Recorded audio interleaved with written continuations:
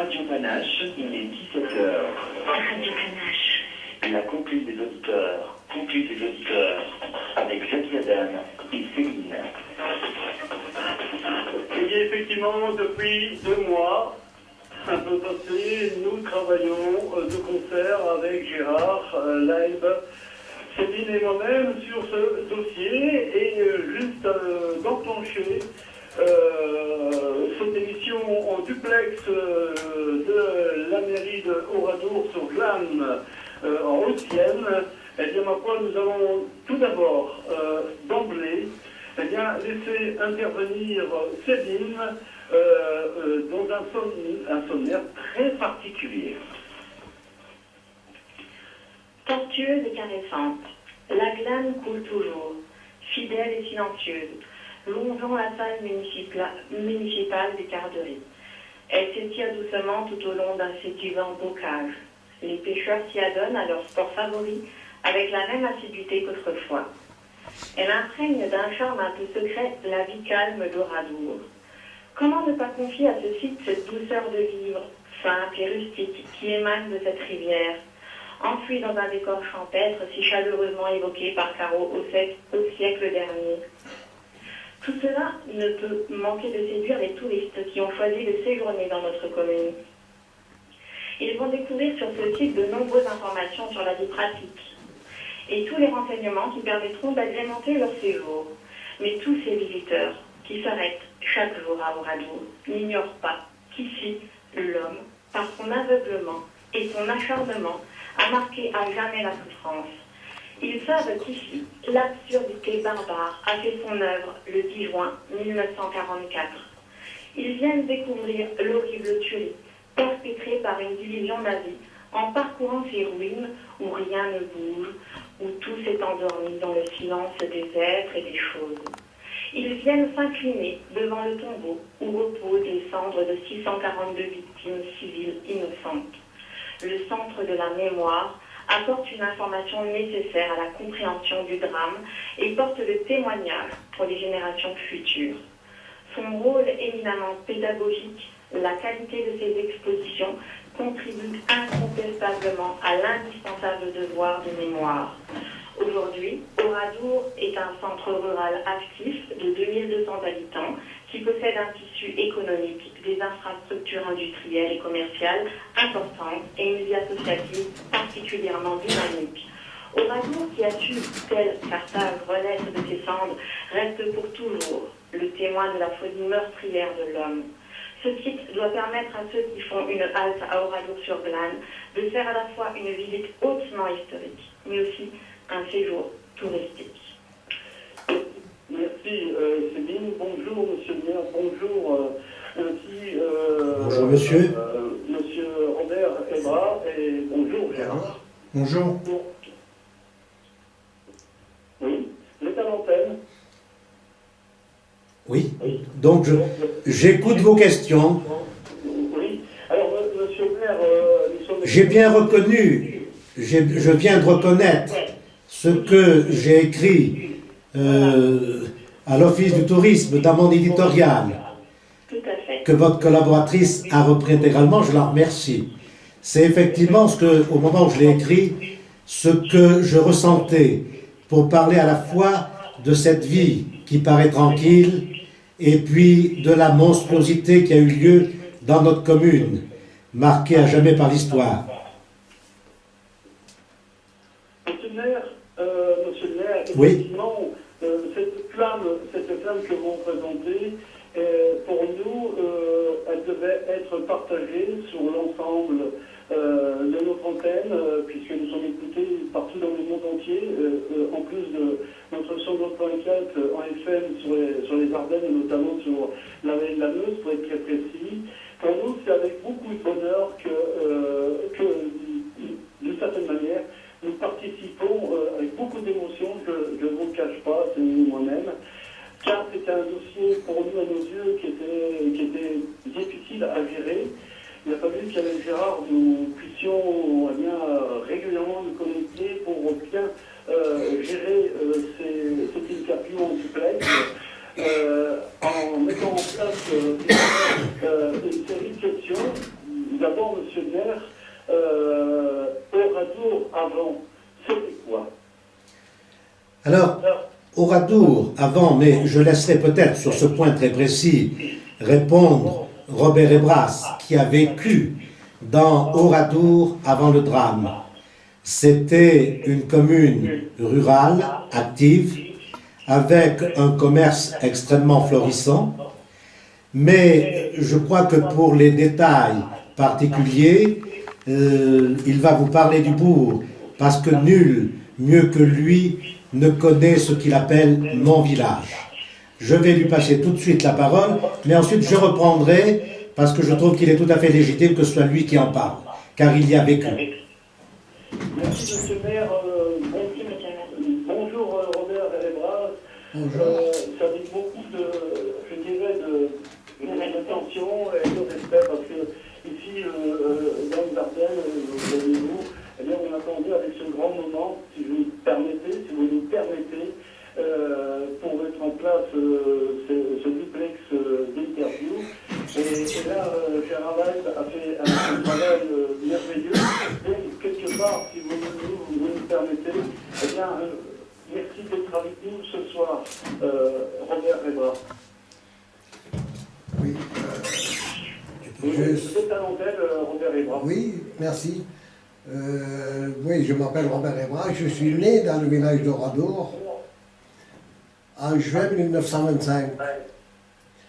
J'ai vécu mon enfance, mon adolescence dans ce village, dans une famille d'ouvriers heureuse. J'avais 3 sœurs. J'étais le seul garçon de la famille qui a été relativement gâté dans cette famille. Mon père était électricien et la vie dans le village se passait très simplement, avec tout ce qu'on peut imaginer d'un village rural. Aujourd'hui, j'ai encore dans mes oreilles le bruit du forgeron, du menuisier, du tonnelier, du marchand de vin qui nettoyait ses fûts devant chez moi et qui me réveillait le matin souvent. Et lorsque je traverse le village, aujourd'hui, je suis encore dans mon village. Parce que je dis mon village, je suis allé à l'école jusqu'à mon certificat d'études. Après, je suis rentré dans la vie active. Lorsque je traverse le village aujourd'hui, mes pensées vont vers tous ces gens que moi j'ai côtoyés, que j'ai aimés. Ma famille, bien sûr, ma mère et mes sœurs, mes 2 sœurs que j'ai perdues. J'avais une sœur aînée qui n'était plus avec nous du fait de son mariage. Et où j'ai perdu quand même tous mes voisins, tous mes copains, toutes mes copines. Où du jour au lendemain, je me suis retrouvé seul, presque seul. Et je dis souvent que je suis devenu un homme en 24 heures, parce qu'autant j'étais adolescent ce matin du 10 juin, autant le lendemain, le 11 juin, j'étais, je crois, devenu un homme qui a essayé de survivre à ce drame. Tout ce que je peux vous dire, c'est qu'encore aujourd'hui, pour moi, je traverse le village et le village est habité dans ma tête. Robert Ebras, je suis désolé d'intervenir. Je dois avouer que la liaison téléphonique n'est pas de bonne qualité. Nous avons été assurés de coupures, c'est qu'à le dire. Et malheureusement, c'est très difficile pour nous de comprendre, de vous comprendre. Donc, je me demande un petit peu, je me tourne vers la technique, on va dire sur gaz. Est-ce que vous pouvez améliorer cette liaison afin que nous puissions poursuivre dans de bonnes conditions, du moins les mieux que possible, Jackie, est-ce que tu nous entends? Oui, effectivement, Gérard, je t'entends bien. Voilà. Attends, je vais repasser la parole à M. Ebrasque, peut-être un peu plus fort. Oui. Oui, est-ce que vous m'entendez bien? Je vous en prie, Robert Ebra, reprenez-vous. Je me permettrai de réintervenir s'il y avait un souci de liaison. Vous voulez que je reparte au début? Non, poursuivez plutôt. Comment? Oui, ben, pour poursuivre, pour moi, je viens d'entendre la glane silencieuse. Cette glane, pour moi, était un terrain de jeu. Ça a été, j'y allais à la pêche. Je me suis appris à nager dans la glane. Avec tous mes amis, tous mes copains, toutes mes copines qui, hélas, ne sont plus là à ce jour. Je ne sais pas ce que je peux vous dire de plus. Ce que je peux vous dire, c'est que même pendant la guerre, elle était relativement loin à Oradour. Nous mangions notre faim si nous avions quelques de chocolat, quelque chose que j'aime bien encore. Le chocolat était quelque chose de rationné, mais on mangeait à notre faim, il y avait quand même des pommes de terre, des haricots. Et on pouvait se chauffer aussi parce qu'il y avait du bois. On vivait quand même relativement heureux et dans les familles comme la mienne, qui n'avaient pas de parents prisonniers de guerre, la vie s'écoulait tranquille avec le travail. Effectivement, on peut comprendre que la nostalgie vous marque, on peut comprendre au travers, je dirais, de l'histoire, votre histoire, l'histoire qui vous appartient. C'est un petit peu ce qu'on appelle, on pourrait dire aussi, la flamme. La flamme avec laquelle vous poursuivez de temps à autre à faire en sorte qu'elle soit toujours allumée, qu'elle reste un petit peu la mémoire de la réalité qui était. Et ça, c'est quelque chose d'important. Donc, combien la souffrance en était présente ensuite. Je pense qu'on va se tourner vers, en vous remerciant Robert Ebra, extrêmement navré que la liaison ne soit pas de très bonne qualité. Nous allons nous tourner vers Monsieur le maire, bien entendu. Voilà, Raymond Pouvier. Oui. Et voilà, c'est différent, ça. On vous entend fort et clair. Ah bon? C'est dingue, ça. Monsieur le maire, oui. Monsieur le maire, si vous me permettez, juste pour arriver à une forme de conclusion sur ce thème au retour avant, je dirais, Monsieur le maire, vous avez une charge importante en tant que premier magistrat. Vous avez une charge importante en étant, si vous me permettez,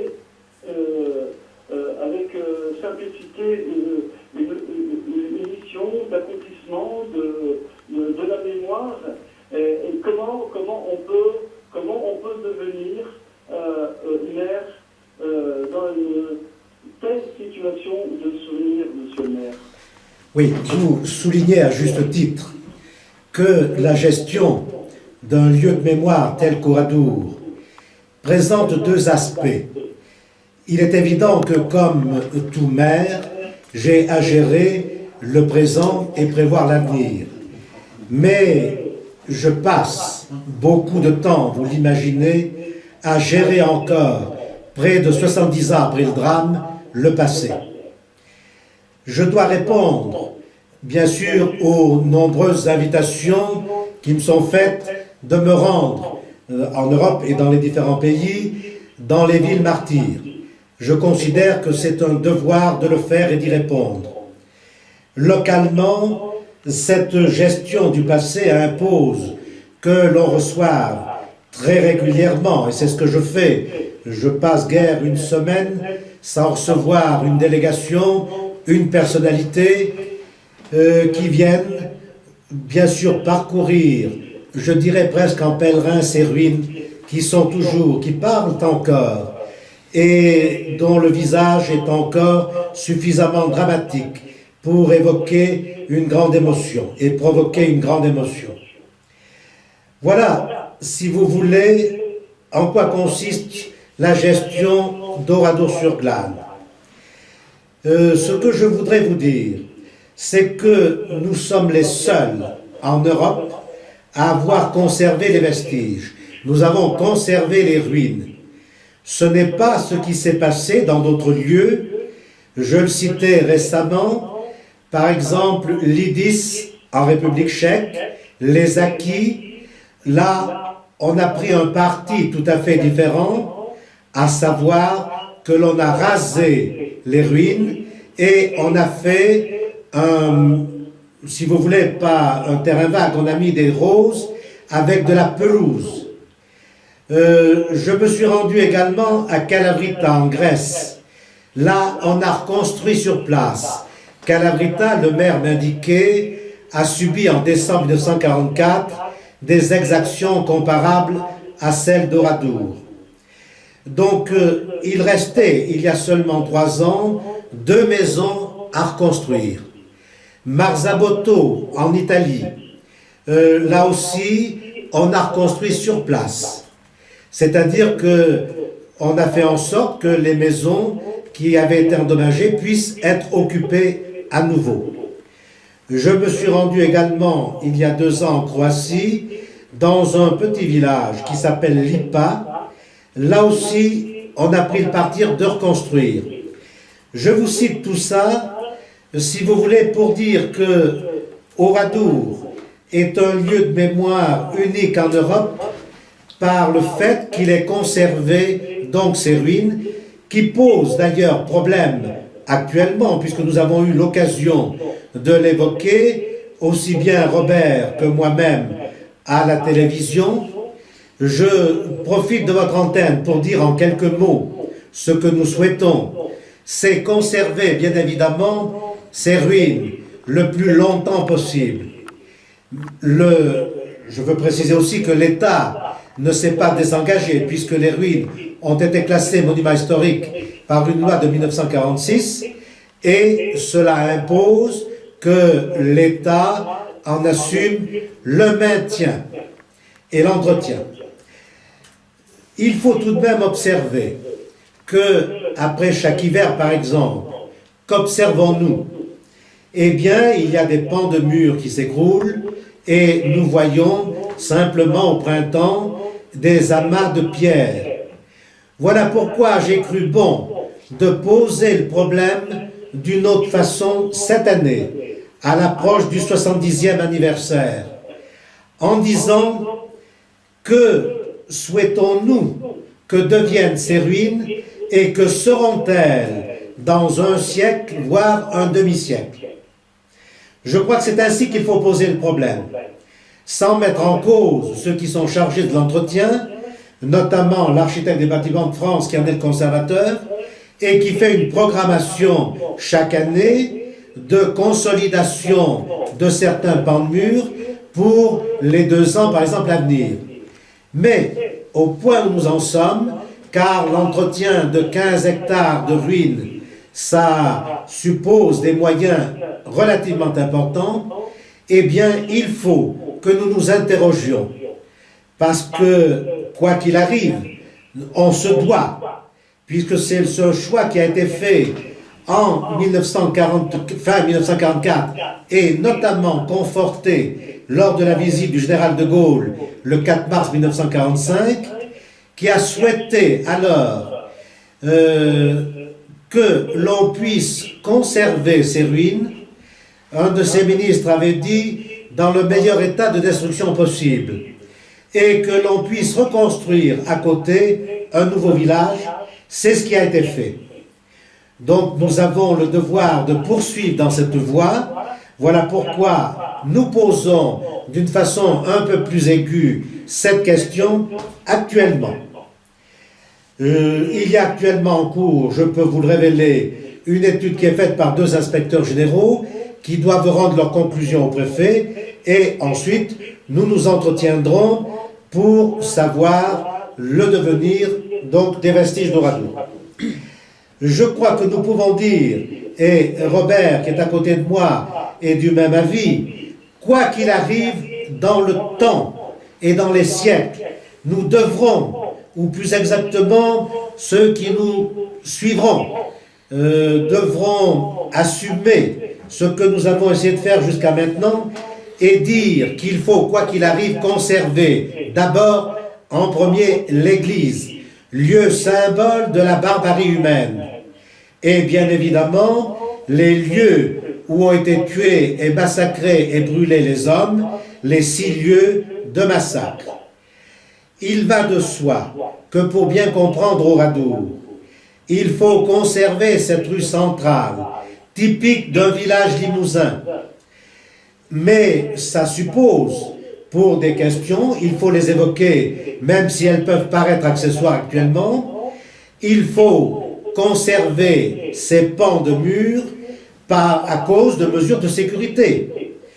Parce qu'il va de soi qu'ils doivent être consolidés pour faire en sorte que lors des visites des groupes, eh bien, il n'y ait pas de pan de mur qui s'écroule à ce moment-là. Donc, double problème. Même si le second que je mets forcément en arrière-plan peut paraître secondaire, il n'en est pas moins réel. Et j'ai rappelé récemment à certaines autorités que les pouvoirs de police du maire s'exercent dans les rues. Voilà, pour, si vous voulez, ce volet concernant les ruines d'Oradour, mais je me devais de l'évoquer un petit peu plus longuement. Monsieur le maire, je pense que vous avez eu bien raison de mettre les points sur les i. Vous avez eu raison de dire et d'annoncer les choses clairement. C'est aussi votre engagement. C'est aussi le rôle du premier magistrat dans une telle situation. Et je crois que pour le souvenir, eh bien, je dirais que vous avez une bien difficile mission dans ce domaine. Mais il faut bien avouer que, et cela est plus important quand vous l'avez indiqué, vous êtes en Europe le seul site de maintien dans le souvenir. Et ça, c'est une chose très importante, car il n'est plus que simple de raser les souvenirs visuels afin peut-être aussi que les générations futures eh bien, en aient l'opportunité eh bien, de se souvenir à leur tour. Ça, c'est une chose importante, le souvenir, c'est y compris dans la narration humaine que les souvenirs se retrouvent. Et il faut bien l'avouer que quelque part, le souvenir parfois, si vous me permettez, eh bien, peut déranger encore. Mais voilà, le souvenir, c'est pas forcément que les belles choses, la belle vie, c'est aussi ce que vous avez, que des hommes et des femmes ont vécu, qui sont plus de ce monde et qui ont été éradiqués suite à la barbarie humaine. Il faut bien avouer que dans ce domaine, il était bon et judicieux de rappeler les choses de la vie, les choses de l'histoire, et qui font en sorte, comme vous l'avez si bien indiqué, monsieur le maire, eh bien que aussi, eh bien, vous êtes amené à recevoir des délégations afin de rendre en quelque sorte hommage et souvenirs liés, bien entendu, et quelque part aussi, eh bien, que la réalité du souvenir soit, je dirais, l'expression de la photo, rien de tel qu'un visuel. Aussi, et là on peut comprendre aussi qu'il n'est pas toujours aisé, eh bien, je dirais, de traverser Oradour-sur-Glane, et pourtant, eh bien, des milliers de visiteurs, vous les recevez, ils viennent, ils se déplacent, et ça c'est une chose importante, c'est la flamme du souvenir, et la route des mémoires, eh bien, a bien trouvé son nom et à la fois son chemin. Et puis, j'ajouterai quelque part pour nos auditeurs, ça c'est important, que vous pouvez apporter quelques commentaires. Vous pouvez poser des questions grâce à nos Facebook. D'une part, le Facebook de Gérard Laïb, qui est activé à l'heure actuelle, dont Gérard rappellera bien sûr l'art de pouvoir laisser les messages sur son Facebook. Et puis le Facebook de Jackie Adam, bien entendu, qui est activé depuis 14 heures chaque lundi, et en particulier, je dirais pour ce duplex entre Oradour-sur-Glane et la ville de Rovin dans les Ardennes, bien entendu à votre disposition, et nous relaterons vos commentaires ou votre question, soit à Monsieur le maire, ou soit, bien entendu, à Robert Hébras. Deuxième thème sur lequel nous allons aborder, je pense que Gare, peut-être tu as une intervention qui se prépare. Oui, Jackie, moi j'ai une question qu'on m'a posée, c'est pour M. Lebras, c'est de pouvoir raconter un petit peu, comme il est le témoin direct du 10 juin 1944, raconter un petit peu cette histoire douloureuse qui nous lie à Oradour. À vous, Robert. Expliquez-nous un petit peu cette journée. Oui, cette journée, il est 14 heures. Il est 14 heures, c'est une très belle journée d'été. Et la troupe traverse le village, je vois passer devant moi des véhicules chenillés avec des soldats à l'intérieur. Oradour, c'est 4 jours après le débarquement en Normandie. Et ils prennent la direction de la Normandie et je ne prends aucun ombrage à voir ces soldats. Par contre, je les vois, ils s'arrêtent en haut du village, des soldats en descendent et je les vois, ils cernent le village. Et ensuite, 2 soldats descendent de chaque côté de la rue et je vois la population qui est dans la rue et qui commence à descendre, qui arrive à ma hauteur. Et lorsque ces soldats arrivent à ma hauteur, me donnent l'ordre. Je suis accompagné de ma mère et de ma sœur aînée. Ma petite sœur est à l'école. Et à partir de là, les soldats nous donnent l'ordre, nous disent place, place. Et c'est de là que nous rejoignons la place près du village, où la population, une grande partie de la population est arrivée. Et là, on reste environ 3/4 d'heure, 1 heure, où il ne se passe rien de spécial. Les soldats ne sont nullement agressifs. Aucun coup de feu n'est tiré. Chacun, dans son coin, discute de choses et d'autres.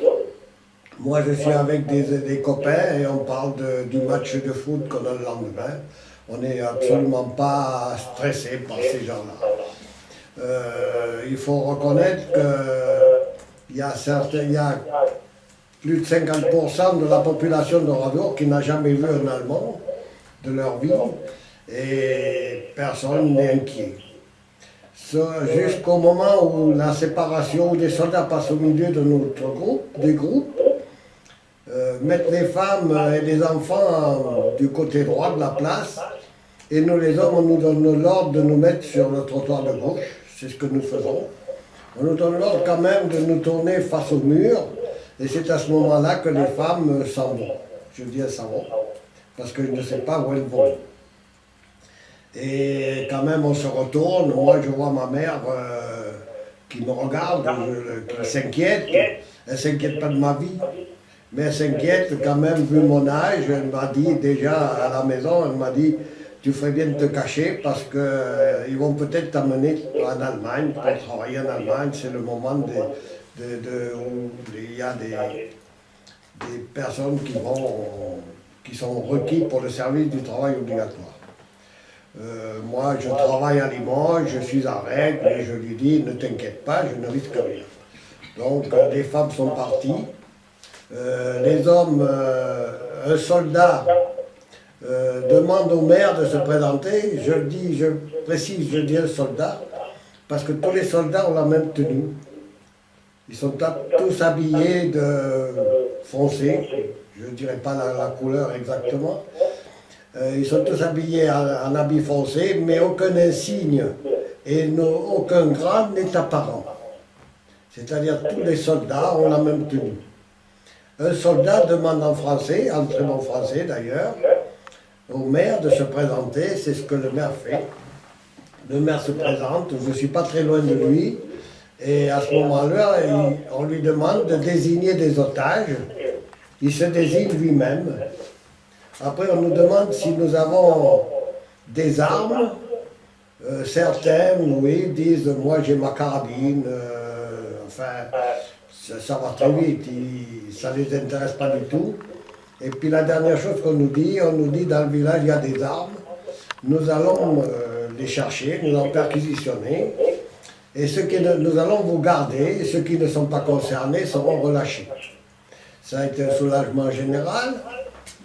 J'ai entendu les hommes, je dis les hommes, parce que moi, avec mes 19 ans, j'étais un adolescent encore. Et ces hommes, la première des choses, j'ai entendu souvent ces hommes dire j'espère qu'ils ne vont pas nous garder longtemps parce que j'ai du travail à faire, j'ai mes vaches à soigner, et moi je ne peux pas rester là toute l'après-midi. Donc personne ne s'inquiétait. Et à partir de là, ils ont fait des groupes qu'ils ont dirigés dans divers lieux d'exécution qu'ils avaient déjà préparés. Donc moi je me suis retrouvé dans le dernier groupe, dans le groupe de la Grange Lodi, et on a été conduit dans cette grange par 5 hommes,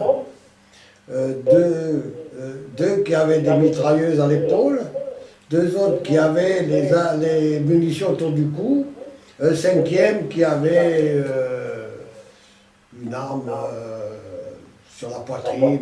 À l'époque, je ne savais même pas ce que c'était. Et là, on a été conduits, mais sans brutalité, sans rien qui nous fasse présager quoi que ce soit.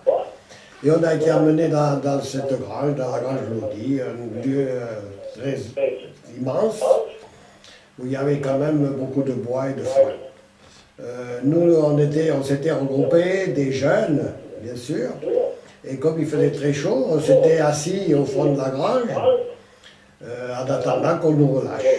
Et on parlait de ce qu'on allait faire le dimanche, parce que ça s'est passé un samedi quand même. Le 10 juin 1944, c'était un samedi. Donc, on était là à discuter de choses et d'autres, et à un moment donné, un des soldats a fait le tour de notre groupe, nous a fait signe de nous lever, il nous a rien dit du tout, il nous a fait signe de nous lever, ce qu'on a fait. Et lorsque le temps qu'ils reviennent à l'entrée de la grange, à ce moment-là, il y a une détonation dans le village, c'est le premier bruit anormal que j'entends. Il y a une détonation dans le village, et à ce moment-là, c'est la fusillade. Alors j'en passe. La fusillade, on tombe les uns sous les autres. C'est difficile pour moi de vous expliquer ça.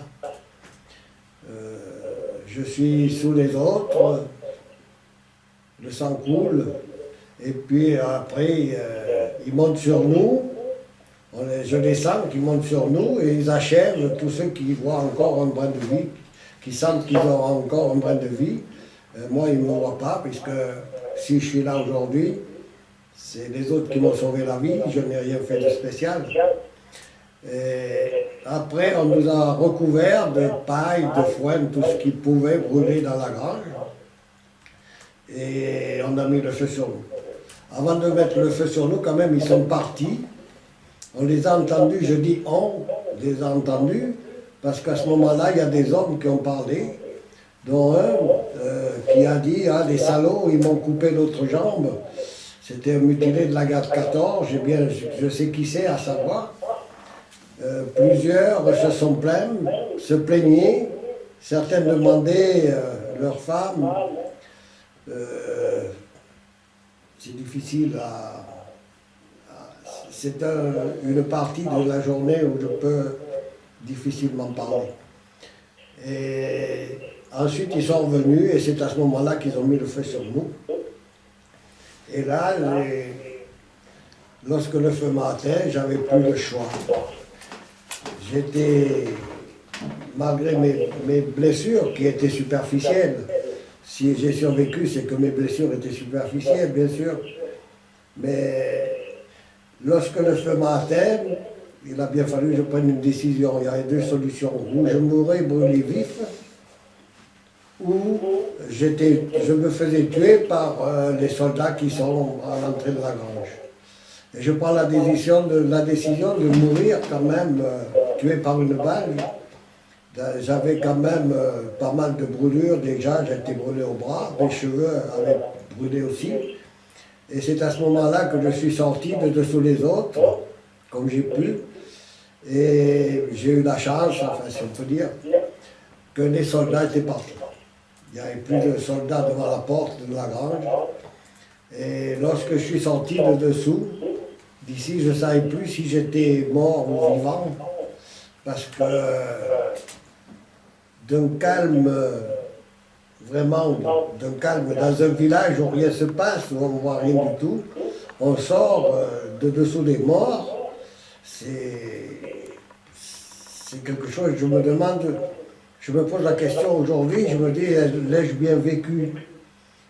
Et puis surtout, je suis seul, à ce moment-là, je suis seul, je m'enfuis dans des tables à côté où j'aperçois une ombre qui me fait peur, je ne sais pas qui c'est. Et ensuite, je me cache dans une étable à cochons et là, j'écoute. Là, alors ça tire partout dans le village, c'est des explosions, c'est tout ce qu'on peut imaginer dans un truc comme ça.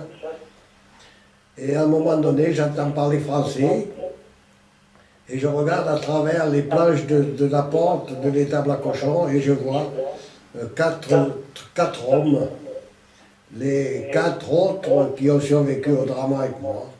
Ça a été un soulagement général pour moi, parce que pour moi, ça a été un très grand soulagement. Je n'étais plus seul.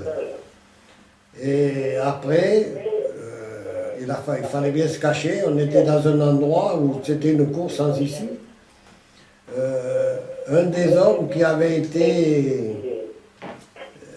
qui était un maçon de profession, s'est rendu compte qu'il y avait un mur de la grange qui était en mauvais état. Et où on se retrouvait, on était dans un recoin où on ne pouvait guère nous voir. Et là, ceux qui étaient valides, sur les 5, il y en avait 3 qui étaient vraiment valides. Les blessés étaient M. Dartout, qui est encore de ce monde aujourd'hui et que je salue, et moi-même. Et ces hommes, avec leurs couteaux, ont réussi à faire un passage dans le mur, ce qui nous a permis de passer dans une deuxième grange, où les soldats sont entrés, on y était de quelques minutes, les soldats sont entrés et ont remis le feu à cette grange. Et là, on s'est caché dans des clapiers qu'il y avait au champ de foire. Et les 3 qui étaient valides sont partis. Et on est restés tous les deux avec M. Dartout. Et lorsque ça brûlait sur notre tête, il fallait bien qu'on s'en aille, donc il fallait traverser la place. On ne savait pas s'il y avait des soldats, on voyait des soldats dans la rue qui montaient la garde. On savait le temps qu'ils mettaient. Mais de l'autre côté de la place, on ne savait pas. Donc je suis parti, ce n'est pas parce que je suis plus courageux. Je suis parti en laissant Marcel, et en lui disant, Marcel, qu'est-ce que je peux faire pour toi? Il m'a dit rien, il m'a dit, va-t'en. Et j'ai traversé la place, du côté mon regard s'est porté sur la place. À ce moment-là, il était aux alentours de 19h, il n'y avait plus une maison debout, toutes les maisons étaient en flammes. Et lorsque j'ai traversé, j'ai fait signe à Marcel en lui disant qu'il pouvait traverser, qu'il n'y avait pas de soldats de l'autre côté. Il a traversé, il s'est caché, lui, il était plus grièvement blessé que moi. Il s'est caché dans un buisson, et c'est des personnes aux alentours qui faisaient le tour du village, parce que la troupe des sentinelles était partie, qui faisaient le tour du village et qui se posaient des questions, qui se disaient, le village brûle, mais les habitants, où sont-ils? Personne n'imaginait qu'ils avaient tué tout le monde. Et nous-mêmes, les 5, on savait qu'on avait tué tous les hommes. Mais on était persuadé, enfin moi, personnellement, j'étais persuadé de retrouver ma mère et mes sœurs le lendemain. Je savais mon père à l'extérieur, donc pour moi, la famille était au complet. Et là, ce n'était pas le cas. Je n'imaginais pas du tout. Déjà, j'imaginais, je me posais la question, pourquoi on nous a tués? Pourquoi on a tué tout le monde? C'est quelque chose que je n'arrivais pas à comprendre, que je ne comprends encore pas aujourd'hui d'ailleurs. Mais le drame le plus important, c'est quand même ces femmes et ces enfants. Faut quand même imaginer que le bébé le plus jeune a 1 semaine, la grand-mère la plus âgée a 90 ans, et il y a tous les âges qui ont péri ce jour-là. Et dans quelles conditions, on ne peut même pas se l'imaginer, parce que Madame Roufanche, la seule personne qui a survécu à l'église, elle-même, j'ai parlé souvent avec elle, on a eu quand même des conversations, tous les deux, et Madame Roufanche qui a pu quitter l'église assez rapidement, dit que déjà, quand elle en est sortie, c'était déjà un carnage dans cette église. Et ceux qui viennent à Oradour, et si je suis dans l'église, j'essaie de leur expliquer, de leur faire comprendre dans cette petite église comment ont-ils pu faire entrer près de 450 femmes et enfants, parce qu'aussi aujourd'hui l'église est vide. Au moment du drame, il y avait quand même les chaises, les bancs, il y avait tout ce que comporte une église. Donc, je n'ose imaginer ce qui a été le drame de ces femmes, et je n'ai qu'un espoir, c'est que, est-ce que ma maman et mes sœurs sont mortes rapidement? C'est tout. Merci. Merci, monsieur Robert Evra. Nous devions vous laisser le temps nécessaire de vous rappeler de ces souvenirs, car les souvenirs aussi ne peuvent pas disparaître. On peut comprendre l'émotion et les difficultés que cela engendre de se souvenir. Merci à vous d'avoir pris le temps nécessaire d'intervenir dans ce domaine, rappeler l'esprit familial, rappeler aussi cette situation que vous avez vécue, entre autres, et avec tout ce que cela comprend, bien entendu, dans ce domaine tout à fait axé à la barbarie, bien entendu. 17h tout proche de 45 minutes sur Radio Panache Ardennes. Je pense que nous allons donner la parole à Gérard Laïd. On va intervenir sur le thème Oradour, la reconstruction, pardon. Et dans la foulée, Oradour tourné vers l'avenir. Je pense que ce sera monsieur le maire, monsieur Raymond Puget qui interviendra pour nous commenter, Oradour tourné vers l'avenir, bien entendu. Donc on va laisser Gérard Laïd intervenir pour le thème concernant Oradour, la reconstruction, bien entendu. Bon, moi je voulais poser une petite question à monsieur le maire que j'ai déjà posée quand je l'ai vu. Il y a eu des commémorations qui ont été faites après. Il y a eu la venue de monsieur le président de la République française et de la présidence allemande. Moi, mon sentiment que je ressens par rapport aux images que j'ai eues, comment vous l'avez vécu ce jour-là? Oui, vous évoquez un moment qui a été particulièrement important pour la vie d'Oradour. Je voudrais, pour bien expliquer, si vous voulez, ce que nous avons pu ressentir, revenir quelques secondes seulement sur votre première question, à savoir le rôle et le mandat d'un maire à Oradour.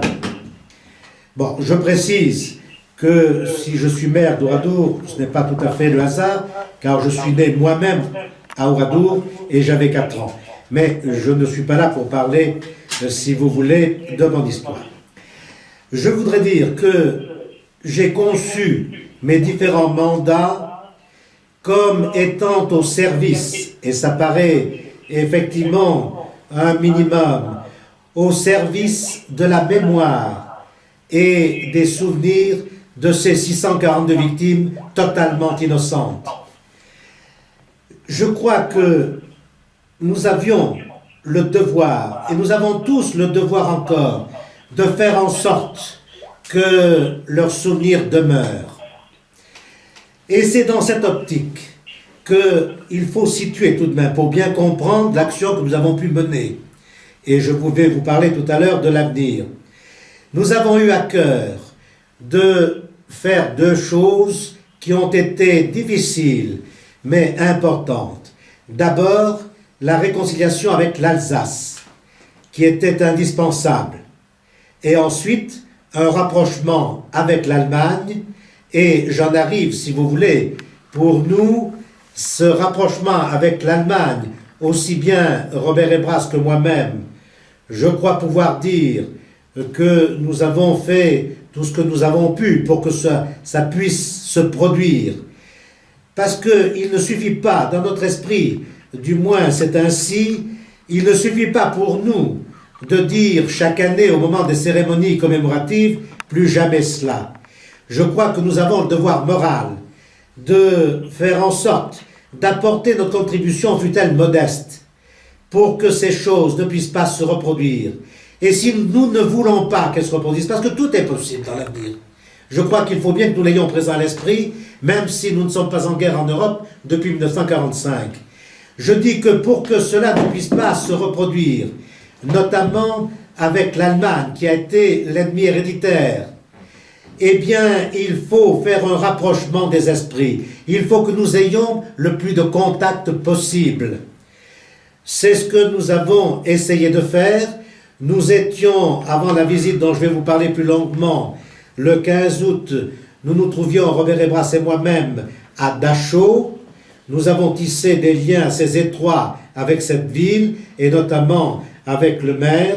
Nous avons des échanges donc très réguliers. Pour en arriver donc à cette journée qui a été très forte, du 4 septembre 2013. D'abord, pourquoi 2013? La question nous a été souvent posée par les médias, par les différents médias. Et certains même me disaient, pourquoi n'avez-vous pas attendu le 70e anniversaire? Eh bien non, parce que fût-il le 70e, l'événement est forcément moins important que la visite qui a pu avoir lieu. Il fallait que cette visite se déroule pendant c'était le cinquantenaire de la signature du traité d'amitié franco-allemand, le traité de l'Élysée, signé par De Gaulle et Adenauer. Pour moi, personnellement, que représente ce traité? Parce qu'il ne suffit pas de mettre sur le papier qu'il va y avoir de l'amitié. L'amitié, ça se nourrit, ça se cultive, ça s'amplifie. Eh bien, pour moi, c'était trois images. D'abord, celle du général de Gaulle et du chancelier Adenauer à la cathédrale de Reims, même s'il y en a eu d'autres assez fortes en Allemagne. Ensuite, ce fut Mitterrand et Kohl à Verdun. Et à la fin du cinquantenaire, dans la 50e année, eh bien, il y aura le président Joachim Gauck et le président François Hollande à Oradour. Voilà pourquoi cette journée était importante.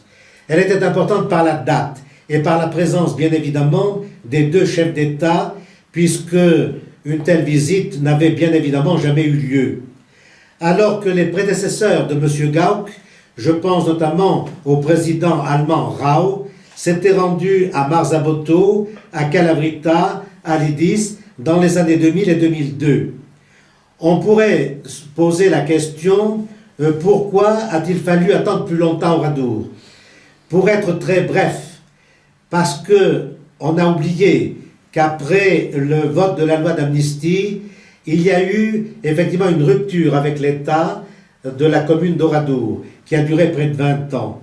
Ce qui explique peut-être qu'il a fallu plus de temps qu'ailleurs pour que ces visites puissent puisse avoir lieu. En tout état de cause, il était tout à fait, disons que ça a été ressenti d'une façon très forte par l'ensemble de la population et par nous-mêmes, qui le souhaitions ardemment. Parce qu'il fallait que la plus haute autorité morale de l'Allemagne vienne dire sur place qu'elle reconnaissait ce qui avait eu lieu ici le 10 juin 1944, ce qui s'était passé. Dans les années qui ont précédé, à ma connaissance, seul le chancelier Schroeder avait dit en 2004, si j'ai bonne mémoire, des hommes ont fait d'Oradour un lieu de rupture de la civilisation.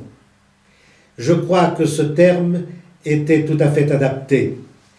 Et le fait que le président de la République fédérale soit venu reconnaître ici, assume pleinement la responsabilité de cet acte odieux pour la population, bien évidemment, et puis pour les rescapés, et notamment Robert Ebras qui est à côté de moi, ça ne pouvait être qu'un moment extrêmement fort. Voilà ce que nous avons ressenti ce jour-là.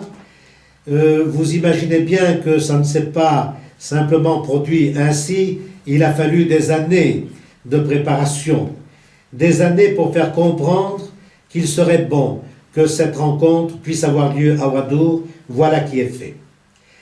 Ce qui permettra, si vous voulez, après ces 50 ans du traité de l'Élysée, eh bien, de recommencer peut-être notre cinquantenaire, parce que je crois qu'il y aura besoin que cette amitié soit confortée. Rien n'est jamais acquis dans le temps. Je crois qu'il faut, et à Ouagadougou, nous le savons peut-être plus qu'ailleurs, et nous avons l'obligation et le devoir de le rappeler. Voilà ce que je peux dire en quelques mots sur cette visite, et pour répondre à M. Leb de ce que nous avons ressenti lors de cette journée du 4 septembre 2013. Je vous remercie, monsieur le maire. Monsieur le maire, je crois que vous avez entièrement raison de recadrer cette situation point par point. Il était bon pour ces faits historiques et des rencontres que les choses soient clarifiées. Vous avez eu bien raison de recadrer, bien sûr, avec beaucoup de respect, eh bien, cette situation. Peut-être que Céline a quelques mots à nous indiquer. Céline qui est notre coordinatrice dans cette émission, la compil des auditeurs. Céline, je pense que là, nous avons abordé un tournant dans cette émission qui est un caractère vraiment exceptionnel. Oui, et moi, à mon niveau, en fait, en tant que citoyenne, je voudrais dire à monsieur le maire, Raymond Fougier, à Gérard Leb, passionné d'histoire, à monsieur Robert Ebras, témoin du drame de ce village paisible et tant d'autres, à tous ceux qui sont dans l'ombre. Je reprends un peu le terme de Jacques tout à l'heure, qu'il est une flamme, enfin pour moi une flamme olympique. Pour moi, vous êtes les porteurs de la flamme des consciences qui perdure dans le temps et qui est transmise aux jeunes générations et aux moins jeunes, afin que ne se reproduise plus jamais ce genre d'événement. Moi, je vous remercie pour tout ça, énormément, et de nous faire l'honneur de cette interview. Voilà, monsieur le maire, ainsi que Robert Ebras, un petit peu ce que nous ressentions avec beaucoup d'émotion. Je dois vous avouer que Céline et moi-même, nous étions bien préparés en quelque sorte, mais que l'émotion est un facteur dominant aussi dans ce dossier qui nous attache et que nous découvrons bien entendu par vos indications, par les souvenirs notamment de Robert Ebras. On comprendra fort bien que nous avons beaucoup et d'énormes respect avec une dimension européenne, parce que chaque jour qui passe n'est jamais le même. Comme si bien vous l'avez indiqué, monsieur le maire, certes, nous ne sommes pas en conflit comme d'antan, si vous permettez d'entendre, mais nous sommes tout de même en conflit sur nous-mêmes, puisque l'histoire est là. L'histoire, elle n'est pas forcément un livre où les pages se tournent et se détruisent, mais l'histoire aussi, c'est un chemin. Et dans ce chemin, vous avez su, mettre en place, en quelque sorte, de fait, au travers de ces souvenirs, la route des mémoires. Pour que ces mémoires ne s'effacent point, pour que ces mémoires se poursuivent avec le portage de cette flamme des mémoires, eh bien, il n'est que tel que je dirais, cet entretien de cette mémoire, tout ce qu'il y a dans le maintien d'Oradour urbaine, bien entendu, et cela, quelque part, en Europe, comme vous l'avez si bien indiqué, vous êtes la seule commune en ayant cette traçabilité de ce, notamment, drame du 10 juin 1944. Oradour, la reconstruction est une chose. Comment s'est produit, comment s'est mis en route cette reconstruction et comment Oradour s'est tourné vers l'avenir avec je dirais, un souvenir aussi, permettez-moi l'expression, avec beaucoup de respect, aussi brûlant que celui-ci, monsieur le maire. Oui, bien sûr. Alors, pour être assez bref, la construction, je voulais indiquer, donc, s'est faite sous l'impulsion du général de Gaulle, donc, qui avait décidé que son gouvernement devait procéder à une reconstruction du village à proximité des ruines. Alors, une question qui nous est souvent posée, on nous l'a dit encore cette semaine, pourquoi est-ce qu'on a reconstruit un village aussi près des ruines? Ça tient parfois à des faits qui peuvent paraître même anodins. Je crois qu'à l'époque, il y avait un problème de foncier, tout simplement, parce qu'il y avait 3 propriétaires et que ça évitait d'exproprier bien une 50aine de propriétaires si ça avait été beaucoup plus loin. Bon, c'est une première chose, mais bien évidemment, il ne fallait pas non plus que ce village fût reconstruit trop loin des ruines. Bien sûr, si je pouvais, mais je le dis entre parenthèses, l'inconvénient que certains peuvent y voir lorsqu'ils viennent visiter Oradour, en se disant comment pouvez-vous vivre en vous réveillant chaque matin, en ayant les ruines sous les yeux et à proximité. Eh bien, c'est à la fois une force parce que ça permet de ne pas oublier. Nous ne l'aurions pas, certes, oublié, mais quand vous le voyez chaque jour, on apprend aussi peut-être à vivre avec, mais en ayant au fond du cœur cette plaie qui ne peut pas se refermer. Et tout à l'heure, madame, vous avez parlé de flammes, et je crois pouvoir dire, aussi bien pour Robert Ebras que pour moi-même, nous avons essayé de consacrer toutes nos forces jusqu'alors au souvenir, à cette mémoire qu'il faut perpétuer. Ces morts ne peuvent pas être morts pour rien, et ils le seraient une seconde fois si on les oubliait. Donc ça a été effectivement pour nous une force. Et si vous voulez, ça a contribué à créer cette vie, car la vie est plus forte que la mort. Alors, comment ça s'est produit au plan pratique? Tout de suite après le massacre, donc dès 1945, fin 44-45, on a construit ce qu'on appelait les baraquements, un village où il y avait une quinzaine d'habitations, mais qui comportait bien sûr une mairie, une agence postale, il y avait l'école, puisque moi-même nous étions peu nombreux, j'ai fait partie des écoliers qui ont fréquenté cette école des baraquements, puisque quand je suis allé à l'école là-bas, j'avais 5 ans. Donc, on a recommencé une vie dans ces baraquements, et avec une église qui avait été construite à proximité du cimetière communal. Ensuite, il y a eu la pose de la première pierre du nouveau village par le président de la République, Vincent Auriol, le 10 juin 1947. La construction du nouveau village a duré jusqu'en 1953. Mais tout n'a pas été occupé après 1953. Il y a eu une certaine période de latence où beaucoup de maisons étaient vides et où il fallait effectivement que la vie reprenne peu à peu. Et il y a eu un appel de mon prédécesseur qui me vient en mémoire à l'instant, en 1960, en disant « Oradour ne doit pas mourir. À nouveau, il faut qu'Oradour revive. » Et peu à peu, effectivement, des commerces se sont installés. Nous avons eu des usines qui se sont installées progressivement, ce qui fait qu'actuellement, puisque vous parliez tout à l'heure qu'était la la commune d'Oradour au plan démographique avant 1940, avant la guerre de 39-45, eh bien, la commune avait 1574 habitants au recensement de 1936. Actuellement, pour être tout à fait précis, nous avons fait un recensement il y a quelques mois, donc je vous donne les derniers chiffres, 2420. Donc, vous voyez, nous avons progressé lentement, mais pour devenir un centre rural actif, disons, au-delà du passé, qui compte tout de même par son activité au sein du département de la Haute-Vienne. Alors, comme petite industrie, nous avons une antenne des porcelaines Bernardaud, qui a, je cite Bernardaud, puisque cette porcelaine est connue mondialement, une centaine d'employés. Nous avons également une cartonnerie, des cartons de luxe, qui peut arriver jusqu'à 70-80, tout dépend des périodes. Nous avons une entreprise électrique avec 40 ouvriers. Donc, vous voyez, une activité locale.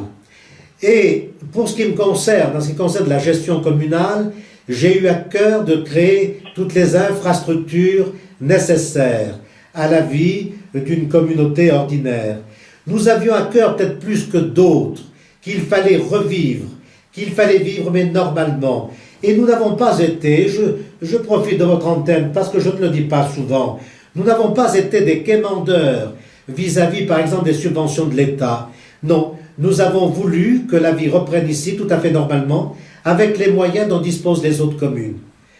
Et j'ai eu à cœur, je crois pouvoir le dire, au moment où ces mandats se terminent, que j'ai voulu que l'on construise des infrastructures en maîtrisant particulièrement, et je le dis avec une certaine satisfaction, je ne sais pas si mes concitoyens sont d'accord, mais en maîtrisant tout particulièrement la fiscalité. Donc, je dis cela pas par hasard, pour expliquer comment nous avons voulu revivre. Alors, il a fallu créer, bien sûr, et nous avons agrandi d'ailleurs récemment l'école. Nous avons un groupe scolaire qui va dépasser les 280 enfants, ce qui est très important pour un groupe scolaire de campagne. Nous avons construit une crèche également qui effectivement n'a pas de place de libre. Nous avons créé bien sûr des locaux communaux, je ne parle pas des salles des fêtes ou des salles municipales de restauration, une maison des associations. Nous allons inaugurer très prochainement un gymnase relativement important, gymnase intercommunal, qui a été créé donc à Oradour. De façon, si vous voulez, à ce que ici nous retrouvions toutes les structures nécessaires à la vie.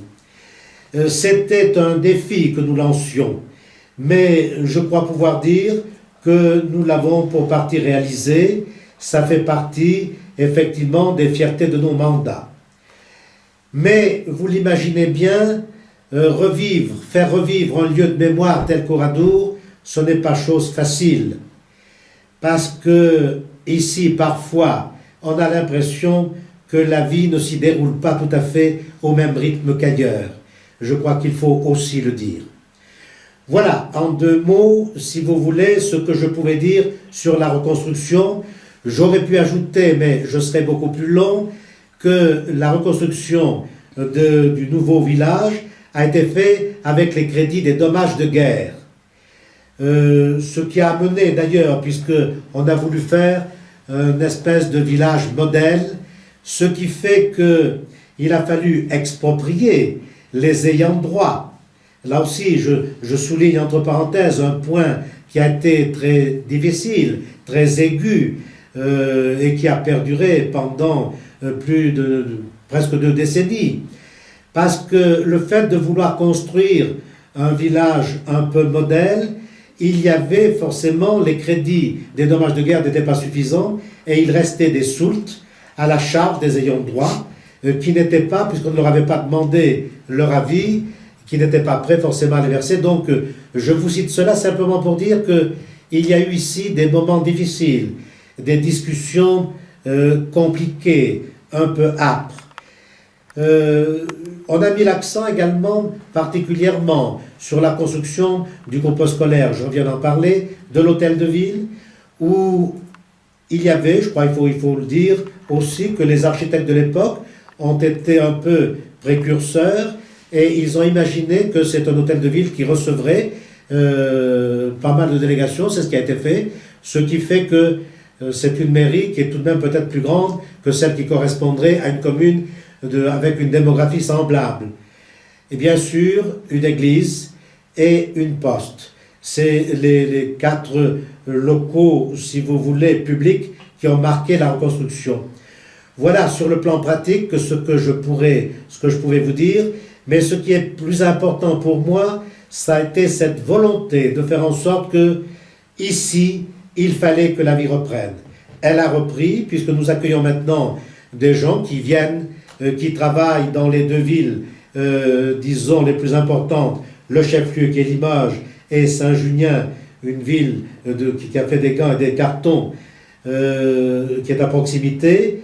Et donc, notre population va travailler dans ces 2 villes et, bien évidemment, est employée par les industries locales. Voilà ce que je peux vous dire sur la reconstruction d'Oradour. Elle va se poursuivre, je pense, d'une façon peut-être plus normale, plus sereine, comme toute commune qui évolue normalement. Il nous appartient, c'est ce que nous avons déjà envisagé, de créer, de faire en sorte qu'il y ait un habitat important. Il a fallu créer des lotissements. Nous poursuivons dans cette voie. Et bien évidemment, nous avons également, parallèlement à cela, parce que si on veut retenir la vie, il fallait un supermarché, des commerces relativement actifs, 3 médecins, ça aussi, ça fait partie dans un bourg qui reprend vie, il faut le souligner, un pharmacien, 2 vétérinaires, 3 dentistes. Vous voyez, nous avons voulu que ici, on puisse revivre. Eh bien, je ne l'ai pas dit en autarcie, mais nous pouvons vivre normalement. Et nous avons toutes les structures qui permettent de le faire. Voilà en quoi a consisté la renaissance d'Oradour. La renaissance d'Oradour, merci, monsieur le maire Raymond Puget. Une question qui me brûle les neurones, mais qui excusez-moi ce jeu de mots, mais ce sera pour vous un mot de conclusion sur l'avenir à court terme. Mars 2014, les élections municipales, est-ce que vous vous représentez pour un deuxième mandat? Ah, alors, voilà, c'est une décision que j'ai prise là récemment. J'ai été élu pour la première fois ici en 1971, ça fait donc 43 ans. J'ai été adjoint avec mon prédécesseur qui était le médecin du village, et moi-même j'ai terminé mon 3e mandat, donc ça fait 19 ans que je suis maire, après avoir été 24 ans adjoint. Je considère qu'après 43 ans, eh bien, je me dois, je poursuivrai peut-être mon action, parce que je crois que ce qui est sous-jacent dans votre question, on ne laisse pas effectivement la défense de la mémoire du jour au lendemain. Je pense que je m'impliquerai dans d'autres structures auxquelles nous sommes en train de penser, mais que je ne peux pas dévoiler aujourd'hui. Et ce sera ma façon de contribuer encore au maintien du souvenir et de la mémoire. Mais je crois que pour ce qui concerne la gestion municipale, après 43 ans, eh bien, je considère qu'il faut savoir s'arrêter. Et puis aussi, eh bien, il faut qu'il y ait des relais parmi les générations qui nous précèdent.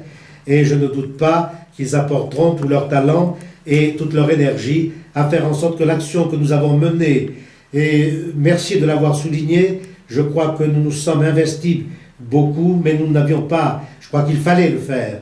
Ça ne pouvait pas se concevoir autrement. Donc j'espère que ça se poursuivra de cette façon-là, dans ce lieu, comme l'a dit tout à l'heure Céline, si vous me permettez que je l'appelle par son prénom, parce que ici, jamais nous n'oublierons que des hommes ont marqué à jamais la souffrance. Monsieur le maire, Raymond Puget, merci avec une telle éloquence, mais voire de simplicité radiophonique. Nous vous remercions de tout ce que de nous apporter en termes d'éclairage. On considère que, quelque part, vous avez beaucoup donné, vous avez rempli vos mandats, rempli vos missions, bien entendu, vis-à-vis des habitants et autres, bien sûr, dans le cadre de votre mandat. Place à la jeunesse, en quelque sorte. Et puis, un autre mot de conclusion, parce qu'il aurait été injuste de ne pas, par définition, de termes de mission d'interview, je pense notamment à Robert